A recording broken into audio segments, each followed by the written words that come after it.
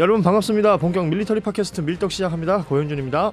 안녕하세요. 국방정론 박찬준입니다. 안녕하세요. 놀러온 정명섭 작가입니다. 네, 자 밀떡에 찾아와 주신 여러분 고맙습니다. 오늘 시작할 게 전자전기. 아, 전자전기요. 이게 띄어 읽기를 어떻게 하냐에 따라서 완전히 달라지는 말이더라고요. 어떻게 띄울까요? 전자하고 전기를 띄워 읽으면 아, 각각의 그런 전자전기가 되는데 네. 전자전기가 될 수도 있는 거잖아요. 지금 오늘 우리가 얘기할 거는 전자전기. 네. 예.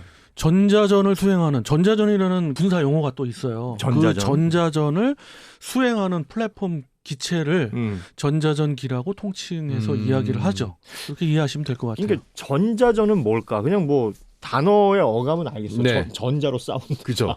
라는 건 알겠는데 전자전기 좀 더 쉽게 설명하자면 어떤 것들이 있는 거예요? 적성 국가의 그 전파 신호 또 전기적인 신호들을 수집하고 그걸 분석하는 것도 전자전의 하나예요. 네, 그런 거를 갖다 수집 분석을 하고 탐지하고 추적하는 그런 것이 굉장히 중요하잖아요. 또 현대전에서 필수죠. 그렇죠. 뭐 공중의 어떤 그 작전을 할 때는 정말 중요한 거라서 우리가 흔히 종합공군이라고 표현을 하는 건데 종합공군력의 아주 큰 부분을 차지하는 것이 바로 전자전 분야예요. 그래서 그런 전자전 그걸 뭐 지상에서 할 수도 있고 말씀드린 공중에서 할 수도 있고 또 해상에서 벌어지기도 하죠. 근데 이제 좀 좁혀서 전자전 기니까 예. 공중에서만을 이번엔 이야기해 드리면 그런 뭐 탐지하고 분석하는 것도 있고 또 적극적으로 공격을 하는 것도 있어요. 제밍이라고 그러죠. 흔히 그건 뭐 수동적인 공격도 있을 수 있고 능동적인 공격 방법도 있을 수 있는데 흔히 우리 어감상은 능동적인 공격 방법을 그렇겠죠.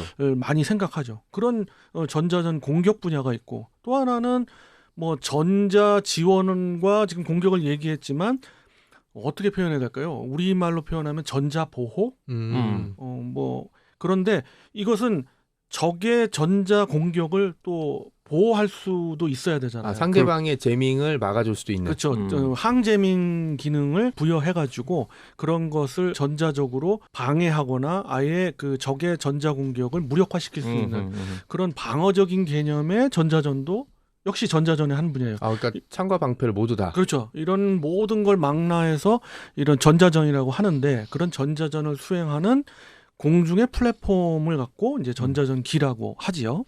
결국 이게 이제 디지털인 네. 거잖아요. 눈에 그러니까 보이지 않는. 아날로그 때는 없었던 것이 이게 디지털 시대가 되면서 더 많아지는 것이고 군사 소위 말하는 무기 체계들도 점점 디지털화되니까. 옛날 영화 제가 전쟁 영화 되게 좋아하는데 그 중에 하나가 장렬 633 폭격대라고 독일군의 레이더 기지를 그 공격하려고 60년대 영화를 알아? 좋아합니다. 그 공격하기 위해서 그 모스키토 전폭기들이 폭격하는 장면이 나오거든요. 근데 지금은 영화나 드라마 같은 거 보면 적진에 침투할 때 항공기들이 제일 먼저 하는 게 이 제밍이더라고요. 그래서 저쪽을 무력화시켜놓고 네, 상대방이 레이더로 뭐가 보입니다. 막 보고하려고 하는데 갑자기 레이더가 막 흐려지고 그렇지. 그럼 뭐 상부에 보고해 하고 딱 전화를 들었는데 전화도 통신도 안 돼. 막 그래갖고 막 우왕좌왕하는데 이제 아군 전투기들은 그 위를 유유하게 지나가거나 아니면 거기다 폭탄을 떨어뜨리거나. 아니 고현준님께서 말씀이 대부분 옳으신데 조금 더 보완을 해드린다면은 제 말이 뭐가 옳아요? 아니 조금 이제 잘생긴 사람 좀 얘기는 다 맞아요. 그 얘기가 아니, 조금 이제 청취자분들이 듣기에 댓글창 안 봐요? 나 때문에 이거 못 보겠다는 사람이 많아 지금. 저 그러니까 중간에 앉으네 진행이 뭐 저 따위로 하냐 뭐 이런 얘기들이 많다고. 그건 우리가 인정할 거 인정하고 가야지. 좋아서 하시는 말씀이지. 좋아서 나는 아무 말도 안 하잖아. 이봐. 이제 말도 어버버버 하잖아 막. 본심이 아니었어. 네, 말씀하십시오. 네. 조금 첨언드리면 오해가 있으실 것 같아서 아날로그 때가 물론 전자전에 대한 어떤 중요도가 떨어졌겠죠. 이렇게 표현한 게 더 맞는 것 같아요. 네. 아날로그 시절도 전자전은 수행됐었고 2차 세계대전 때도 전자전이 그럼요. 수행이 됐었어요. 근데 그것이 이제 우리가 아는 정말 원시적인 방법이죠. 뭐 직접적인 레이더, 적의 레이더 신호를 갖다가 전파 방해를 하거나 뭐 이런 수준이었겠죠. 지금은 이제 그런 수준을 넘어선 거죠. 디지털화돼 있는 거기 때문에 이런 것은 어떻게 보면 해커 기능까지도 포함된 그런 전자전 공격도 있을 수가 있죠. 예, 좋은 정보 고맙습니다. 죄송합니다. 그 전자전이라는 것도 그럼 각 국가별로 능력치가 있을 거 아니에요? 네, 있습니다. 우리 수준은 세계적으로 보면 어느 정도 되는 겁니까? 전자전기 우리가 종합적으로 전자전기라고 정말 표현할 수 있는 전자전기는 5개국이 채 안 돼요. 운영하는 국가가? 예. 그리고 나머지 국가들은 그냥 전투기에 전자전 포드를 장착하거나 자체 그 전투기를 보호할 수 있는 수준의 전자전 능력을 갖고 있는 그런 거죠. 그러니까 그렇게 넓게 광의로 표현하면 상당히 많은 국가, 10여 개국 국가가 운영을 한다고 하지만 좀 좁게 표현하고 실질적인 전자전기다 그러면 5개 국가밖에 안 되니까 우리나라 경우로 따지면 굳이 등수로 따진다면 6등 되겠습니다. 6등. 약간 좀 아쉽네. 그래도 그러니까 5등 안에는 못 드는 게 이제 네. 그 전체를 아우를 수 있는 그 맞습니다. 정도는 안 된다라는 거죠. 이제 깊게 말씀드리면 5위권에는 어떤 나라들이 있는 거예요? 넘사벽의 국가, 미국을 미국. 따라갈 수 있는 국가는 없습니다. 사실 전자전 분야에서. 네. 그리고 그 다음에 이제 러시아, 중국, 그리고 영국 내지는 이스라엘이 들어갈 수 있습니다. 그러나 영국은 자체적인 전자전기 플랫폼을 갖고 있는 국가라고 보기도 사실 좀 애매해요. 애매해요. 그러면 그 밖에 지금 바로 근접해 있는 게 지금 대한민국이라고 보시는 거예요?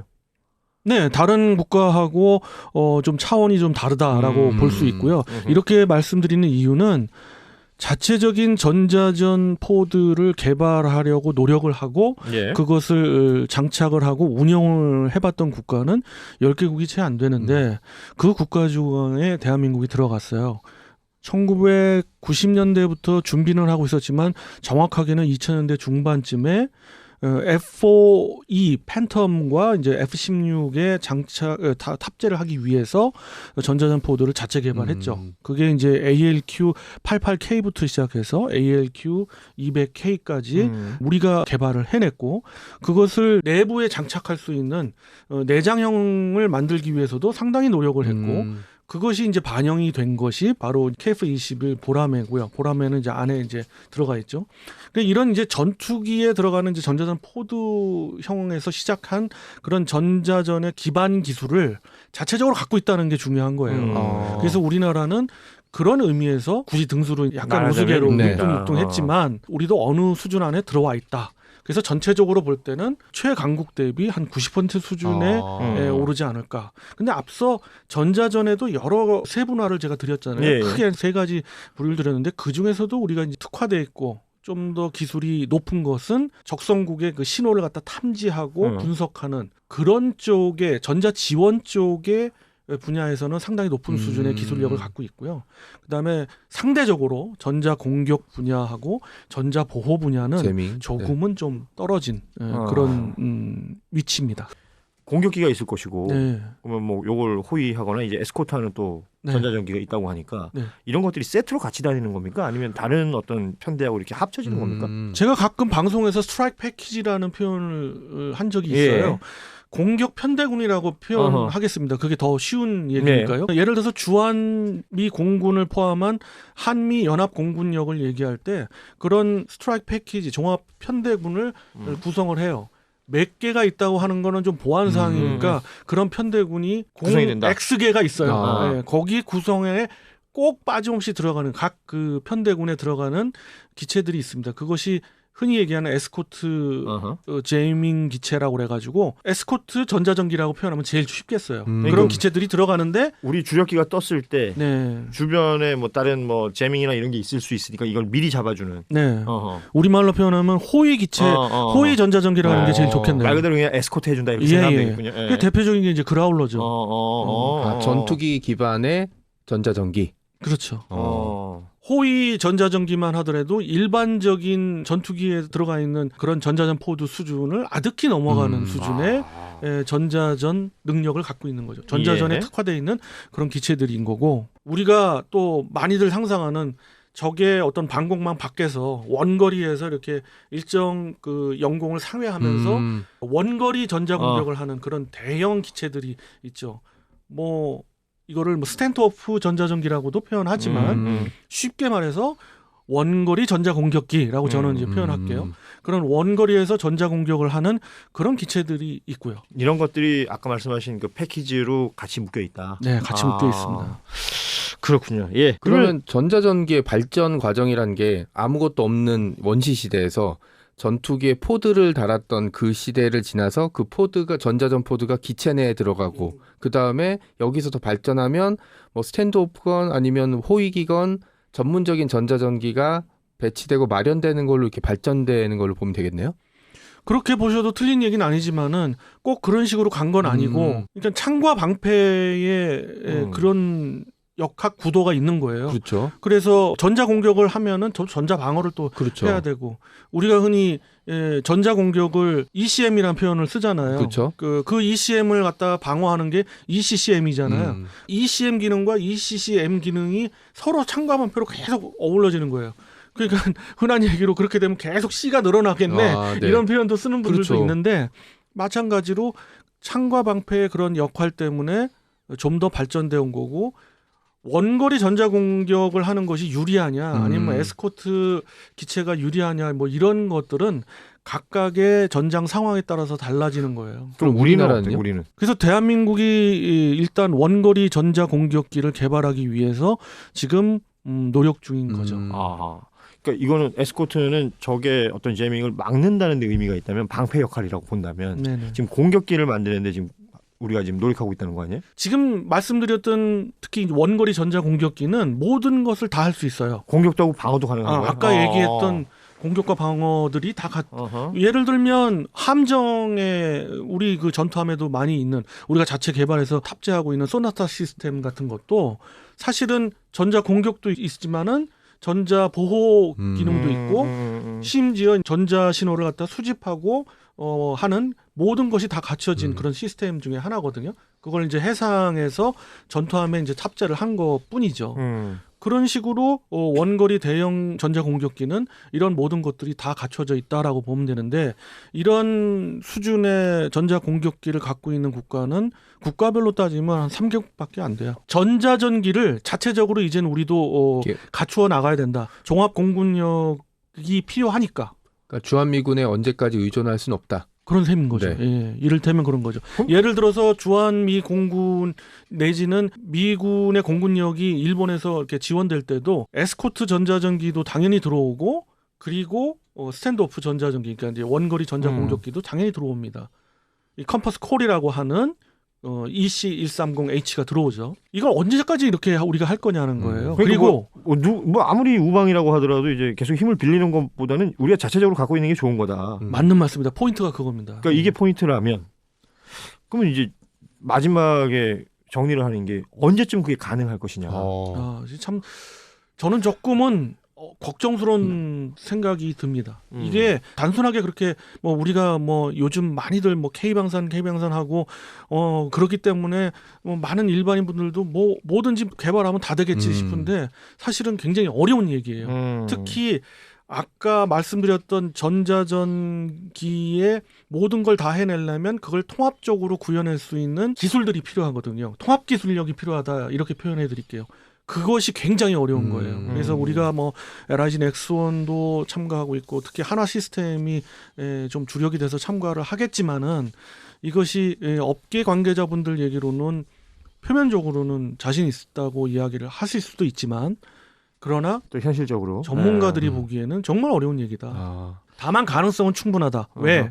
우리는 자체 기술력을 조금씩 쌓아왔고 또 하나 두 번째 중요한 것은 우리가 기반 기술이 좀 있어요. 전자강국이라는 표현이 괜히 전자강국이라는 표현이 아니거든요. 그러니까 민간에서 쌓아왔던 그런 기술들, 기반 기술들이 있기 때문에 좀 그런 쪽으로는 희망적이지만 그러나 낙관할 수는 없다. 이게 굉장히 어려운 얘기다. 그런 문제를 해결하기 위한 방법은 사실 어떻게 보면 해외 도입 직구라고 부르잖아요. 이거는 절대 안 해주죠. 안 파는구나. 그럼요. 그러니까 아까 얘기했던 몇 개국밖에 운영 안 한다는 얘기는 수출 시장에 나오지도 않아요. 안 파는구나. 그걸 왜 해줘요?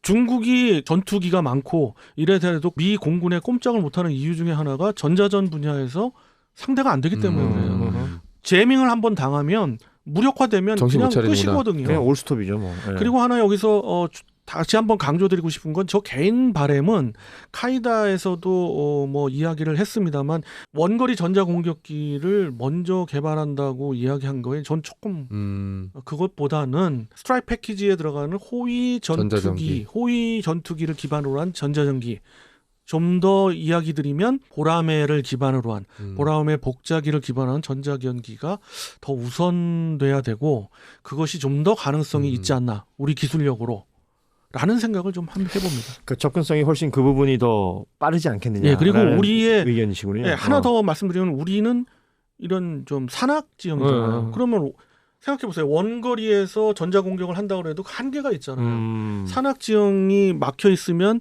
저 지상에 있는 레이더까지 숨어 있는 레이더까지 제밍을 할 수 있겠다? 좀 어려운 얘기일 수 있잖아요. 근데 호위기는 같이 편대군하고 같이 가면서 어느 정도 전자 공격을 할 수 있는 대상에 접근을 할 수가 있단 말이에요. 물론 위험도는 있지만 그래서 우리 지형에 좀 더 우선돼서 필요한 게 사실은 호위 전자전기가 아닌가 이렇게 생각해 봅니다. 전자전기는 사실 이제 오늘 얘기한 거는 거의 기초 수준인 것 같아요.